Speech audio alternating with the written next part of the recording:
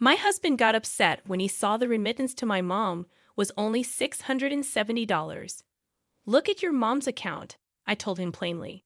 My name is Penelope. I'm 42, and I work part-time at a supermarket. I have two sons, Ethan in 8th grade and Leo in 6th grade. My husband, Asher, is 43. His mother, my mother-in-law, is 67 and lives alone since her husband passed away. She gets a small pension, but it's not much. When my father-in-law died, we talked about supporting my mother-in-law since she raised Asher and might need help in the future. We decided I would send her $335 every month, treating it like caregiving. We recently paid off the house loan, and Asher's late father left behind $200,000, which Asher agreed to give entirely to his mom as per his father's will. I thought we could manage without income, but my mother-in-law called, upset about the allowance. She couldn't save because she couldn't go to cheaper stores due to COVID. Asher suggested he could buy things for her on his way home from work, but she explained it wasn't just groceries. It was everyday items, so it's not just about buying food, huh? Okay, then I'll go to the specific store for everyday items as well, I said. My mother-in-law exclaimed, honestly, do I have to spell it out this much for you to understand? It's not just everyday items and groceries, is it? Things like hair dye to cover gray hair too. That as well. She shouted, basically saying, please don't make me explain everything. I'm saying that the allowance isn't enough. I'm sorry, Mother. My husband's body language seemed overly apologetic towards his mother over the phone. For now, I'll increase it to $670, he said without consulting me. Huh? $670 is quite a significant amount. I couldn't hide my surprise at the decision made without my consent. Speaking of $670, it's almost like taking all of my part-time job earnings. Plus, our older child will be taking entrance exams soon, and we can't skip on sending them to cram school. I asked the store manager to increase my part-time hours, but in doing so, it became challenging to manage the household. I explained to my husband, Mom, you're never home at night. My younger child complained. I'm sorry, sweetheart. Mom is working hard to earn money for us. I replied, feeling guilty that I couldn't even talk about a cool piggy bank my child made. I made a really cool piggy bank today and got praised for it. But I can't even talk about that now. My child banged on the table, upset. I'm sorry, I'll buy the toy you wanted for your birthday, so I'll work hard for that, I reassured my child. At that moment, my husband walked by, saying, just be patient with the toy. Grandma is making even more sacrifices and going through tough times. Your mother isn't working for the sake of your toys, she's working for your grandmother. His words left me confused. Strangely, our younger child remained and patted my shoulder. Mom, you're doing your best. I can't wait for the toy, so don't worry, my child comforted me. However, that wavering feeling was once again compounded by my mother-in-law. Have you received the envelope? She asked, her voice trembling. Yes, I replied, sensing what she meant. Today, I received an envelope from her. When I opened it, it contained a copy of a bank statement. I immediately looked at the remaining balance. Huh, $6? It's already less than $10, I said unintentionally. My mother-in-law seemed to understand that I had seen the contents of the envelope, and her voice quivered with tears. And then, due to the price increases, I can't even pay the electricity and gas bills, she sobbed. But I tried to continue speaking while looking at the statement. Then enough. All you do is talk about do this, do that, spouting off about useless things and dragging your feet. Last time, too, it was all about doing errands for household items and groceries, and they were useless solutions. That's why I called at this hour. You're there, aren't you, Asher? Take over for me, she said. From the phone conversation, my husband had already come close and said, Mom, let me take over, as he took the receiver from me. Yeah. After this exchange, Asher said, oh no, letting her use up the entire inheritance, letting the balance drop below $10. I'm sorry. I think this is definitely a misfortune for my humble parents. Yeah, I understand. So, starting from next month, if I send $2,000 each month, will that be okay? He blurted it out. $2,000? How on earth could the allowance amount be that much? I stood there in shock as I listened. After he hung up the phone, Asher exclaimed, "Why is the allowance for mom only $670? I told you at least $670. I thought you had increased it," he shouted angrily. "But you see inside that envelope." I tried to make a counterargument, but he interrupted me and continued, "I told you. I owe her for raising me. In the future, she'll probably become weaker. If you think of it as caregiving expenses, why is it that my mother is in such a heartbreaking situation?" He further escalated his outburst with a louder voice. I was at my limit too. Even the $335 allowance wasn't easy to manage. I thought it was an accomplishment to increase it to $670. I also increased my part-time hours to cope with the situation. I even learned how to cook more budget-friendly meals than before. I managed the household expenses with all of those efforts. But my efforts alone weren't enough, and there were sacrifices I made in return, like the time with my children. Yeah, on top of it all, an additional $2,000, and what's more, without even looking at how our allowances are being used in my mother-in-law's bank statement. She scolded me abruptly and decided on a $2,000 allowance without consulting me. Above all, I'm working for the sake of my sons, not for my mother-in-law. That's enough. A deeply cold voice came from me. I realized that when a person gets too angry, their voice becomes quiet. "What do you mean it's fine? Are you getting defensive now?" In a somewhat mocking tone, my husband looked down on me. I was no longer willing to yield to my husband's words. After having seen a copy of that statement, I absolutely couldn't accept such a ridiculous proposal as a $2,000 allowance. I've had enough of a son who blindly believes and supports a money-seeking mother and grandmother. People who can't prioritize our family don't belong here. Get out if you want to support your mother so badly, then go live with her. You can happily go to hell together. I pushed my husband firmly. Then I kicked him out the front door. And I walked my husband out the front door. I shoved the envelope in his face. "I'll send your belongings back, and you'll cover the shipping.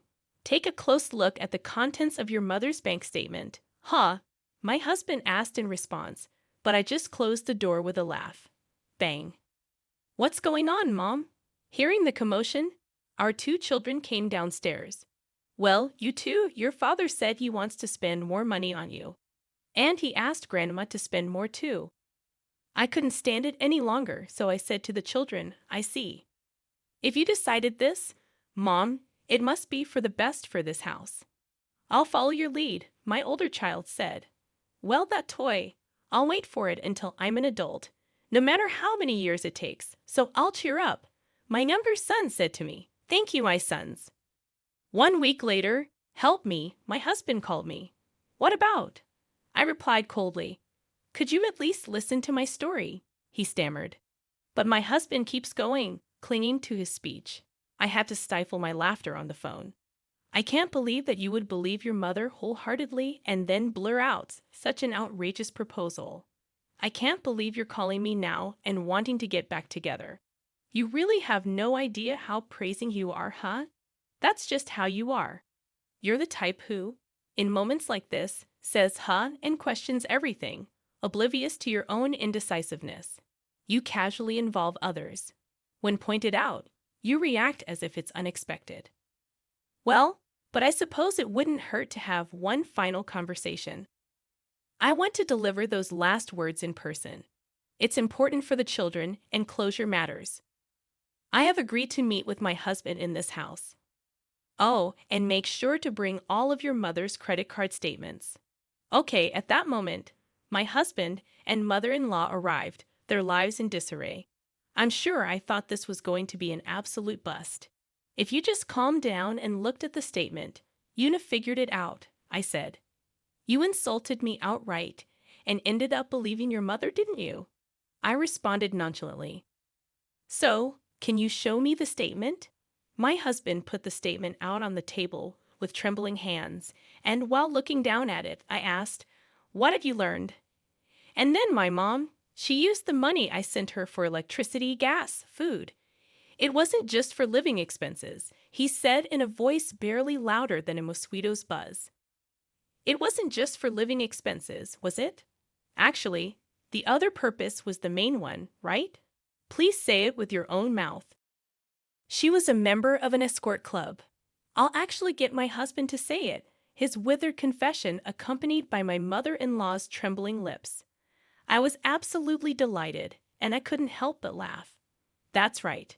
Your mother, whom you believed more than me, was a woman who spent money on male escorts while lying about not being able to pay the increased electricity and gas bills, and came begging to her own son. The statement showed the name of an escort club, Romeo, followed by high-end restaurants and bars. She was spending over $40,000 a month. After a good laugh, I took a sip of cold water to cool down my head and then continued speaking. Even when you're nearly 70 years old, how could you pick a young, handsome guy at an escort club and take him around to all the high-end restaurants? I don't know how she got that way, and how did she end up begging for money at her own son's house? I'm really curious if she ended up addicted or something like that. I scratched at the wound and pride of my mother-in-law. Unexpectedly, my husband spoke. He told me he feels love for the princess who gives him an allowance. He even gives me presents. This made me blow out the water I had been drinking to cool my head. I ended up giggling and laughing. The water had gone to waste. Referring to a 67-year-old as a princess is quite something, isn't it?